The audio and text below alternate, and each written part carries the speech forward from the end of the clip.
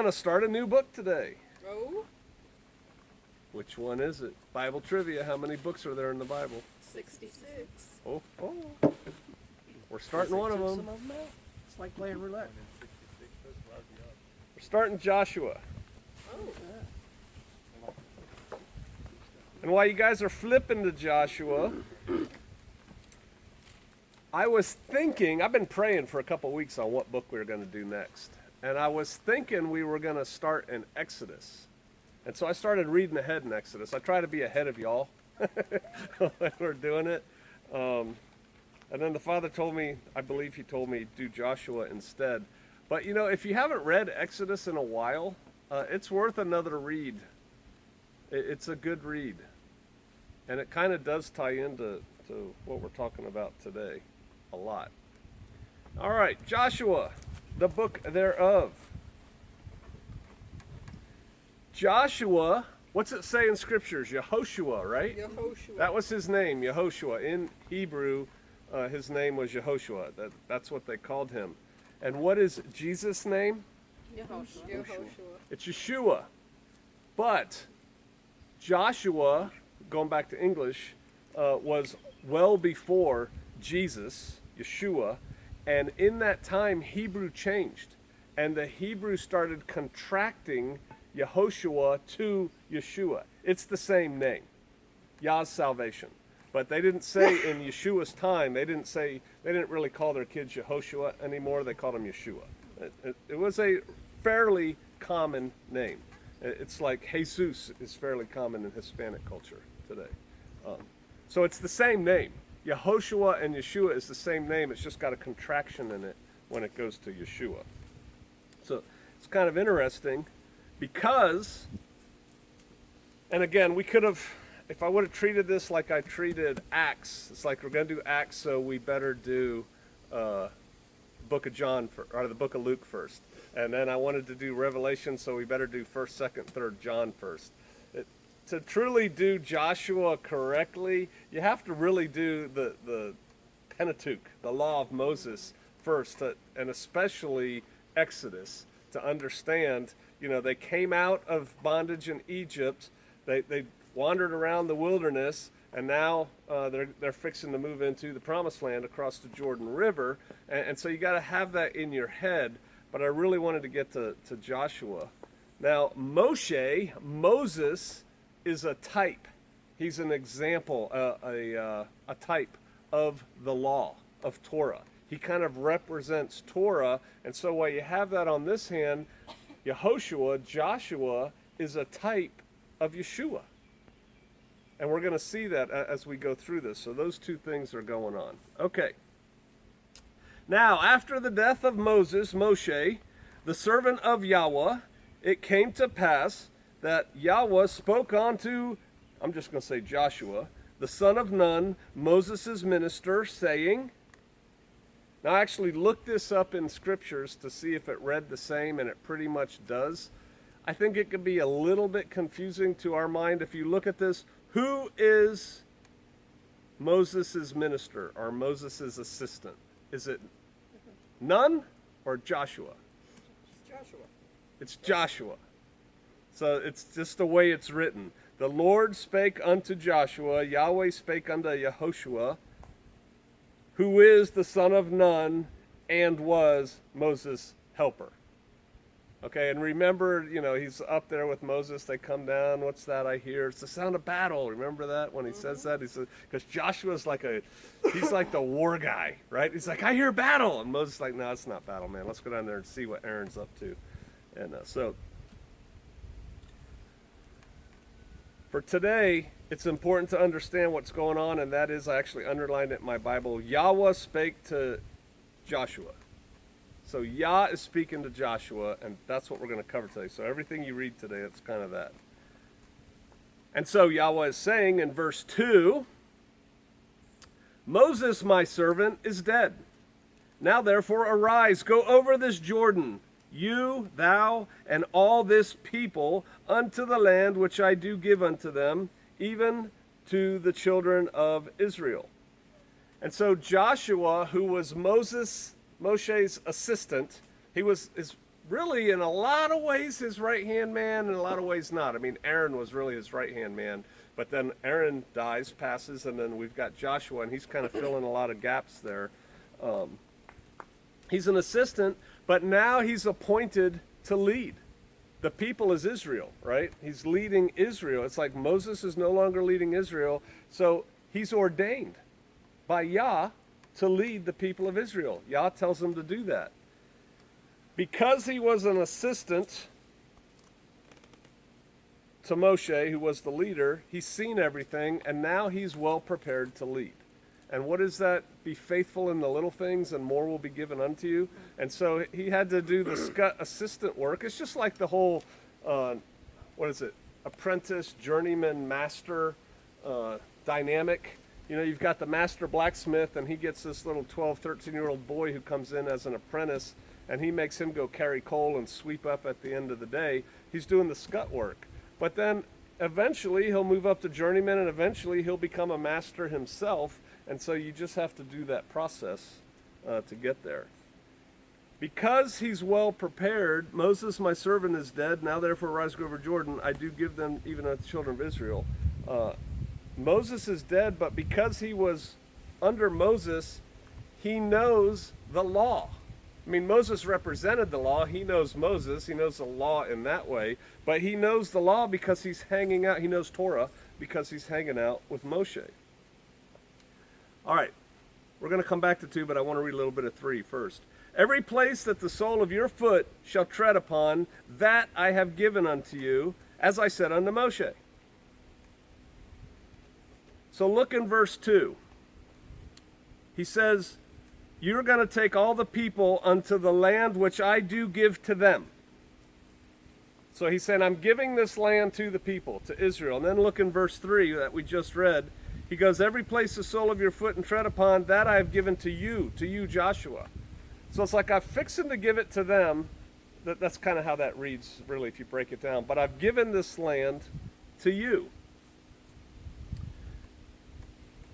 Joshua is leading the people to this land, to the promised land, on the other side of the Jordan, the promised land. It was given to him, if you will, by Yah to dispense it to the people, to oversee it, to take it, which we're going to get into here in a little bit. And so, just like he has the land and he's dispensing it, Yeshua, because Joshua is a type of Yeshua, Yeshua leads us, points us to glory, right?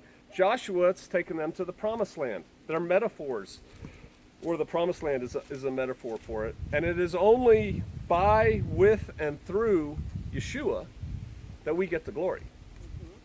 It's only by, with, and through Joshua that the people are going to take this promised land. And again, we're going to get to that. They actually have to take it. It's given to them, but nothing's free. Wherever the sole of your foot shall tread. So that means what? Right, wherever you walk, which is work, right? It's not like, here's your land, here's the key to your new home, come on in, everything's prepared for you. You know, it's ready for you. You can move in and start doing whatever you want to do. Oh no, they have to work for it. Wherever your soul shall tread. They're going to have to go there. They're going to have to take it because, see, there's already people there, right? They think it's their land. And so they have to take it from it's an enemy that they're going to fight, and it's a well-prepared and capable enemy that they're going up against. 40 years ago, these people were all slaves, these Israelites. They had a time in the desert. A whole bunch of them died. Now they're coming through. The hardened ones who kind of grew up in the desert are coming in. But I would submit to you, they're far from highly skilled, trained, fearsome warriors, right? They're people. And so they're going to have to go in and earn it and take it from an enemy who wants to keep it. Yahweh, and this is important, it's kind of like it goes to Noah's Ark. I talk to people who say, they use the verse, he's going to take care of the birds, so why are you even worried about one hair on your head? You got no hair on your head, so, why are you worried? I know, right here, right? And it's like, so then why are you into preparedness? How can you say that a believer's into preparedness? And one of the examples I use is Noah's Ark. Noah was saved by the ark, but who built the ark? Noah. Noah had to build the ark.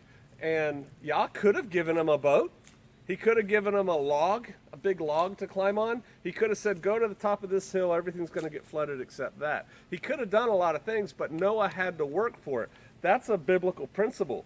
Yah could have, there's giants in the promised land. We'll get there. But he could have depopulated the whole promised land right before they got there. He could have had plague or fire or COVID-19 or whatever go through there, and everybody could be dead or on their heels. There's examples of when the Spaniards came to North America, and I don't remember the guy's name. They make you learn it in like 7th grade, and I forgot. But one of those guys kind of went through Florida and Mississippi and out to the Mississippi River, and then went down the Mississippi River and left somehow. And he talked about how there were these cities, because it was an intelligence gathering mission, even in the 1500s or whatever. There were these cities of like 1 million people on the Mississippi. And then there's a break in the time that white men are there, and I think the next people in were the French, and they're going down the Mississippi, and there's nobody. There's no million-person cities. And do y'all know what happened to those million-person cities? Was he lying about them? No, the Spanish, one of the things they did when they moved through an area is they had a herd of pigs that was dinner and supper and bacon that would follow along behind them, and those pigs gave a disease to the Native Americans, to the Indians, that they weren't used to, and they got wiped out. And in the next 100 years that happened, they all died off in that area. If they had all been there when the French came, it could have been a different story about settling land. Same thing with the Pilgrims. The reason that the one tribe helped the Pilgrims is because they'd been decimated by a plague, smallpox. Theirs was, they think, bacterial meningitis. Bacterial meningitis, whatever. That the one major tribe was decimated, actually more than decimated, and they were no longer in charge, and other people were starting to pick on them. And then they saw the Pilgrims and said, hey, they got these cool guns and things. Maybe they can help us. And so they got together. So it's because they decimated. And my point is, the Father could have done something like that to the Promised Land, but he didn't. He said, wherever your soul shall tread, you're going to have to go get it. So Israel's got to work for it. They've got to fight for it. They have to earn it. And they're going to do that by, through, and with Yah. Joshua's leading them, but they're going to have to learn, and again, I'm getting ahead of where we're going today, but they're going to have to learn to rely on the Most High Yah to do some of this stuff, because they can't do it on their own.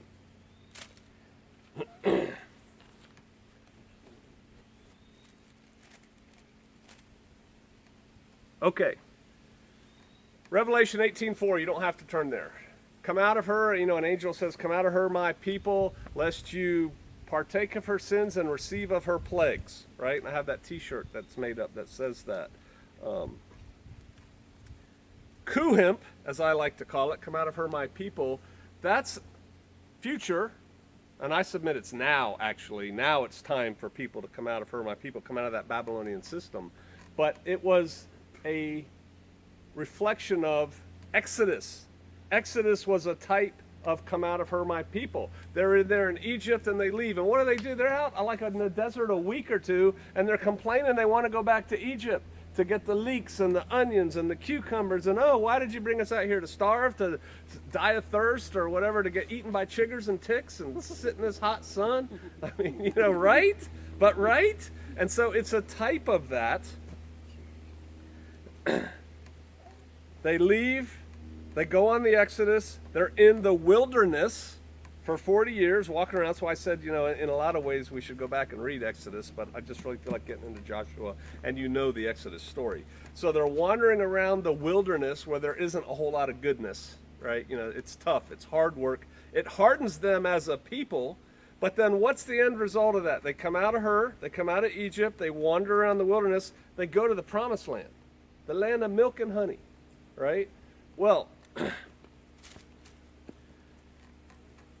Yah doesn't say getting to the Promised Land is going to be easy.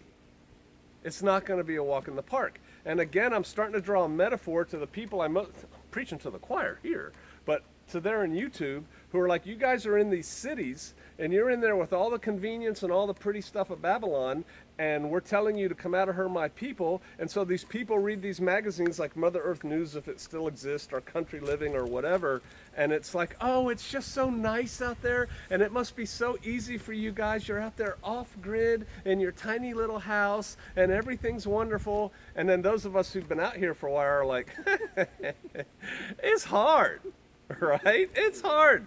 Now, we love it, and we do things because of it, but I mean, it's not an easy thing, but what's waiting us in the end is glory, right? It's part of the process of removing ourselves from Babylon. They removed themselves from Egypt. Yah doesn't say in either case that it's going to be easy. He doesn't say in either case, whether the old Exodus or the ongoing one, really, that everybody's going to make it. There's no promise that everybody's going to make it. Matter of fact, the first Exodus, 2 of the original people, Joshua and Caleb, right? They made it to the promised land. Battles are going to have to be fought against mighty foes, against people who know what they're doing. It's not just like, yes, go, it's easy, nothing, you know. Who's that guy? Whoosh, let the bodies hit the floor. Benny Hinn? It's not going to be like that against the enemy, right? There's going to be real battles that happen here and, I submit, in the future. But despite that, despite the turmoil, despite the enemy, despite yada yada, we have Yahweh on our side. And he gives us promises, which we're going to get into today. And when he's on our side, when he be with us, who can stand against us? Nobody. He wins. And so we know we're going to win in the end. What we have to understand is there's a period there in the middle that's potentially not a whole lot of fun. It's not like Sukkot sitting around campfires making shish kebabs, going, oh, this is lovely. We should do this every day. So there's that. Verse 4. Everywhere the sole of your foot shall tread upon, I've given you that, as I said to Moshe. Verse 4. From the wilderness and this Lebanon, even unto the great river, the river Euphrates, which as you're looking at the imaginary map is this way, all the land of the Hittites and unto the great sea towards the going down of the sun. Yes, this way as you're looking at it, the Mediterranean, shall be your coast. So see, the land that Yahweh has given Israel is huge. It's not this little slice of triangle over there in the desert that, you know, you see people getting all bent out of shape about how Israel, the nation state thereof, is going to annex the West Bank. That's the West Bank of the Jordan River, where right now they're on the East Bank of the Jordan River where we're reading. So it's this little slice, and they're like, oh no, you can't do that. And they give them garbage when they talk about taking control of Gaza, which is a narrow little strip full of all kinds of terrible people, honestly, over there near Egypt.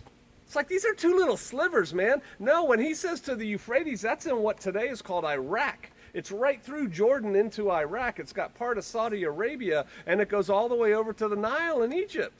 I mean, this is a huge chunk of land that Yah has given his people. And check it, his people are going to get that land in the future, too. And so that's what he's saying is the land. 5. There shall not any man be able to stand before thee all the days of thy life. As I was with Moshe, so I will be with thee. I will not fail thee, nor forsake thee. Now, remember when I said just seconds ago, a minute ago, that Yahweh says this is our land, but he doesn't say it's going to be easy. He doesn't say everyone's going to make it. He doesn't say it's going to be a walk in the park. But he does promise us. Look at verse 5. No one's going to be able to stand thee all the days of thy life. As I was with Moses, so I will be with thee. He's talking to Joshua, right? As I was with Moses, Joshua, that relationship we had, I'm going to be with you. And I will not fail thee nor forsake thee. That's a promise to Joshua to get done what he's got to get done. And so I played the song today. It's Alan Jackson, Standing on the Promises of God. He does a good version of that. At least I saw it live on YouTube. Looked pretty good. But that's what Joshua can do. He can stand on those promises. I will not fail thee nor forsake thee. The first time Yah makes that promise is to Jacob Israel. It's Jacob at the time. Let's go look at it. That's in Genesis 28, verse 15.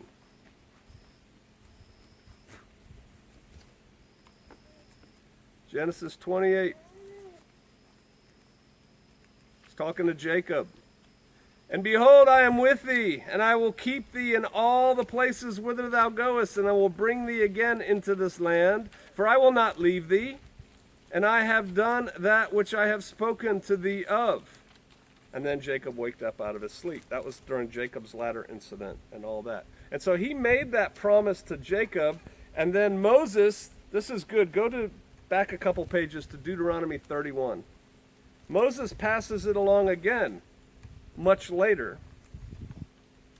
We're just going to start in verse 1 of Deuteronomy 31. And Moshe went, so he's still alive, and he spake these words unto all Israel. And he said unto them, I am 120 years old this day. I can no more go out and come in. And Yahweh has said unto me, Thou shalt not go over this Jordan. And Yahweh thy Elohim, he will go over before thee. And he will destroy these nations from before thee, and thou shalt possess them. And Joshua, he shall go over before thee, as Yahweh has said. And Yahweh shall do unto them as he did in Sihon and to Og, the king of the Amorites. What was Og? Giant. He was a giant. And unto the land of them whom he destroyed. And Yahweh shall give them up before your face, that ye may do unto them according to all the commandments I have commanded you. Here it comes. Be strong and of good courage. Fear not, nor be afraid of them. It's easy to be afraid of somebody who's 13, 15 feet tall, right? With armor and everything else. Fear not, nor be afraid of them. For Yahweh thy Elohim, he it is that doth go with thee. He will not fail thee, nor forsake thee. And then Moses called unto Joshua, and he said unto him in the sight of all Israel, Be strong and of good courage, for thou must go with this people unto the land which Yahweh has sworn unto their fathers to give them, and thou shalt cause them to inherit it. Sounds like Yah told Joshua that we're reading today. And Yahweh, he said, it is, and Yahweh he is that doth go before thee. He will be with thee. He will not fail thee, neither forsake thee. Fear not, neither be dismayed. And so just a couple days ago, if you will, Moshe said that to Joshua in front of all the people. And now here's Joshua. Yah tells him again. Everybody here who's a parent, why do you tell your kids something 3 times, 4 times, 5 times, 6 times? Because they need to hear it. It's not because we like hearing ourselves talk. Joshua, for all the mighty things he does, probably had a little bit of fear in his heart. Probably was thinking, I don't know if I'm ready to handle this responsibility of all these people going into the promised land. And here Moshe told him in front of everybody to hold him up and to plus him up in the eyes of people. And then now Yah's telling him, hey, don't worry. Be of good courage. Don't fear. Everything's going to be okay. All right. We're back in Revelation. We'll probably go back there in a second. Yah is what he's saying here is that Yah has this. Don't worry, Joshua. I have this. He has us, right? The book's written. We know how it ends. We know that he's going to keep us. But he's telling Joshua he has it. And Joshua, his servant, who's Joshua a type of? Yeshua will lead us. So see, we know that by following Yeshua, he will lead us to glory. He will lead us to the promised land. And don't worry about it. Yah has it all. It's all worked out. It's going to be good. Verse 6. Be strong and of good courage, for unto this people shalt thou divide for an inheritance the land, which I swear unto their fathers to give them.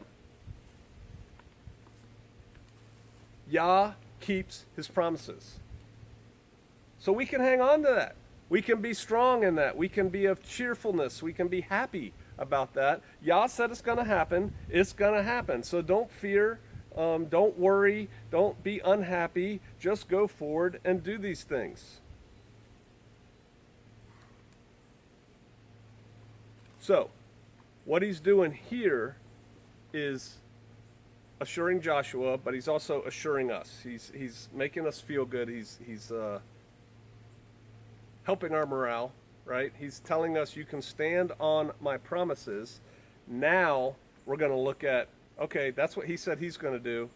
What does he require from us? Verse 7. Only, it's kind of like a big if there. You know, all of these things are yours. Don't worry, I got it. We took care of Og. We'll take care of these other giants. Don't worry about it. Only be thou strong and very courageous, that thou mayest observe and do according to all Torah, Moses, which the law, which Moshe my servant commanded thee. Turn not from it to the right hand or to the left, that thou mayest prosper whithersoever thou goest. So he goes, okay, here's the promises, but only if. It's really, there's an if in there. What do we have to be? What's the first thing we have to be? Strong. Strong. That's not necessarily physically strong. The greater thing is emotionally, mentally, and spiritually strong. So be strong, and then be courageous? No. Think about it. You say somebody's got courage. Oh, he's a courageous dude, man. That's already a step above normal, right? When you say someone has courage, what you really mean by that is he or she has more courage than the average person out there, when you say someone's courageous. But that's not what he says. And he says it in scriptures, too. I looked it up. Very courageous. You got to be super brave. Why? Because it's going to be scary. Right? So you got to buck up, bear down, tighten up, and say, here we go. I'm going to be brave. And it's a conscious decision. So we have to be strong and we have to be courageous. Look back at this. Why? So that, be strong and courageous, so that you may observe and do according to all the law. Observe, what's Scripture say? Guard? Keep Torah, observe Torah, focus on Torah, do Torah. Oh, wait a minute, he just told us we had to be courageous and strong to do that. Just saw a video of a woman that someday Kate and I will meet, Sister Kim at This Old Homestead. This old homestead. And she was talking about sometimes it's hard to keep Torah. You know, one of the benefits of coming out of Her My People and surrounding yourself with other people, it's not as hard. When we're surrounded by people who think like we do and believe like we do and do the things we do. But out there in the world, out there when you're facing adversity, it can be hard, and one has to be courageous and take a stand so that you may observe and do all the commandments that God gave us. Sometimes that takes courage to tell your boss, I cannot come to work on Friday, it's trumpets. Sorry, can't do it. Says I can't work, it's a Bible thing. And that's why we're supposed to be strong and be courageous. Now, so that we can observe and do what? The law? Torah? It's a trick question. One little piece of it? Right.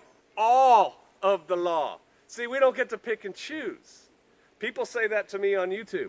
Oh, so are you going to follow all the law? All that we can. I mean, there's a lot of things we can't do because there's no temple. So those temple things you can't do.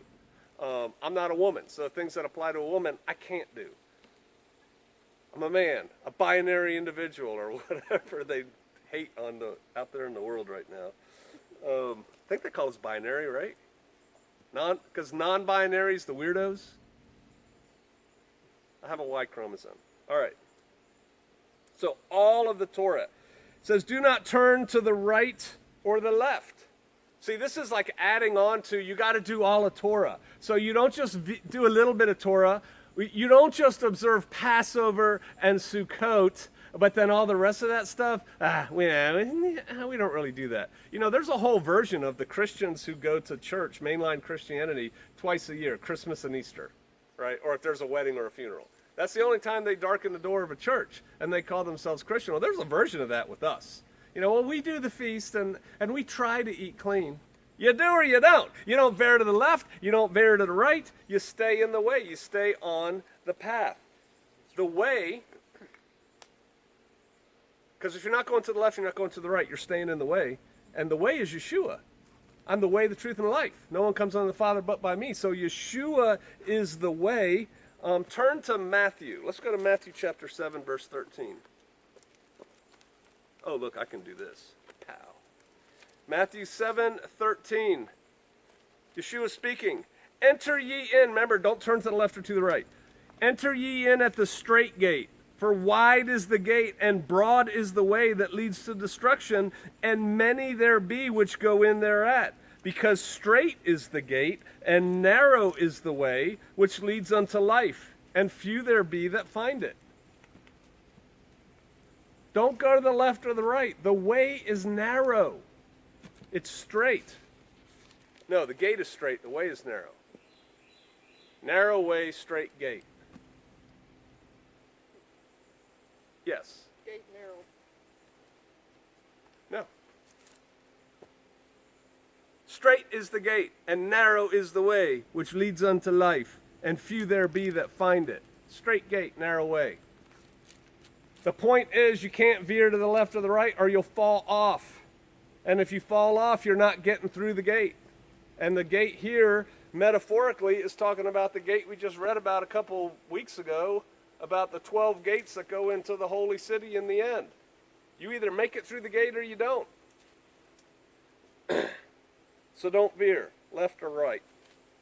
Back to Joshua, verse 7. Don't turn to the right, don't turn to the left. Why? So that you can prosper wherever you go. So see, if you strictly keep Torah, you don't veer to the left, you don't veer to the right, you stay in the way. Yeshua's the way. If you don't veer from that, you're going to prosper. Does that mean you're not going to have to fight giants? You're not going to have big battles? You're not going to? No, but you're going to prosper. And the greatest prosperity is in the end, when we all get to walk through one of those 12 gates. Wherever you go. Prosper wherever you go. If you are not prospering, if you're like, this sucks, man. Ever since I started keeping Torah, all my friends left me. My mom doesn't talk to me. I lost my job. Because I don't think anybody here is saying that. But there's people out there that are, because I've seen the comments.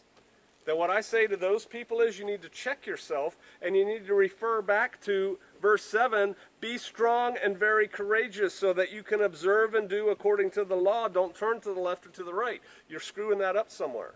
Because if you do those things, you're going to be prosperous, and you're going to do fine, and the Father's going to have you. And so it is a walk that we have to be on. It's not just laying on the couch now that I've accepted Jesus as my Lord and Savior. I don't have to do anything else. It isn't that. It's a walk down the way. All right, verse 8. This book of the law shall not depart out of thy mouth, but thou shalt meditate therein day and night, that thou mayest observe and do according to all that is written therein. For then thou shalt make thy way prosperous. There we go again. And thou shalt have, good success. So this book, when it says this book of the law this book of Torah shall not depart, they're talking about the first 5 books of the Bible, the Pentateuch, the Torah, right? That's what people say. Where can I get a copy of the Torah? Have y'all ever seen that comment? Where can I get I say just open up your Bible, unless it's like one of those, the ones that Gideon's used to give out in the little ones. They didn't have the Old Testament; it just had Psalms and Proverbs in it. But turn to your Bible. The first 5 books are Torah. You have it right there in your hand. Read it. So this book, now, let me go back to that. This book of the law shall not depart out of your mouth. Who's talking? Yahweh is talking. Who's he talking to? Joshua. But he's talking to us too, right? Torah should not depart from our mouth. And I could go on a tangent there and show you all these things in there. But so you keep Torah as a part of you all this time. You meditate on it. You read it. you think about it, you contemplate it. How are you thinking about it and contemplating it? Because you read it. You read it that morning. You read it that evening. That's why I said earlier today, I think everybody should go back and read the Exodus, because it kind of it ties in with what we're doing if you haven't read it lately. We're supposed to read it all the time. You should just be immersed in Torah. You should be reading it and reading it again and reading it again and reading it again, because you'll always find something in there that's like, oh, that's interesting. And then maybe we go get with iron, and iron sharpens iron, and we talk about it, and then we start walking more and more narrowly in the way. And that's what the Father wants from us. So we meditate on it day and night, continuously, to do it. We have to do that. We have to do that. I'm telling you, I can do better. I watch a lot. I was just telling you, brother, I watch all the police shooting videos. I watch every one of them. How much of that is really edifying when I could be reading, Deuteronomy again or something and getting some more from the Father? All right. Why do we do this? The book of the law shall not depart out of your mouth, but you shall meditate it day and night. Why? That thou mayest observe and do according to all that is written. See, we can't do what we don't know to do. And who here thinks they understand Torah perfectly? I don't. And I'm standing up here. There's more to learn. And so the more we read, the more we meditate on it, the more we stay in the way, the better understanding we're going to have. And from that comes prosperity. See, our life is enriched by that, prosperity and success. Last verse, verse 9. Have I not commanded thee? Be strong and of good courage. Be not afraid, neither be thou dismayed. For Yahweh the Elohim is with thee wheresoever thou goest. If you're feeling blue or down or persecuted or whatever at all, you should write this verse down on a 3x5 card and tape it to your wall so that you see it all the time. Have I not commanded you? Be strong. Be of good courage. Don't be afraid. Don't be dismayed, for Yahweh the Elohim is with thee wherever you go. Whatever's coming, whatever turmoil, whatever trials are coming upon you, Yah is with you. He's with us. There are tough times on the horizon for us. There's tough times on the horizon for humanity. There were tough times on the horizon, literally on the horizon, because they're getting ready to cross Jordan, for the Israelites. It's similar because they're types of each other. They were going to the promised land. We are marching our way towards glory. That's where we're all going. That's where this is all leading up to. And the bottom line is we have no worries. There's nothing for us to worry. One more time. Be strong and of good courage. Be not afraid, neither be thou dismayed, for Yahweh the Elohim is with thee wheresoever thou goest. That we can take to the bank. He's with us. Stay in the way. Let's pray.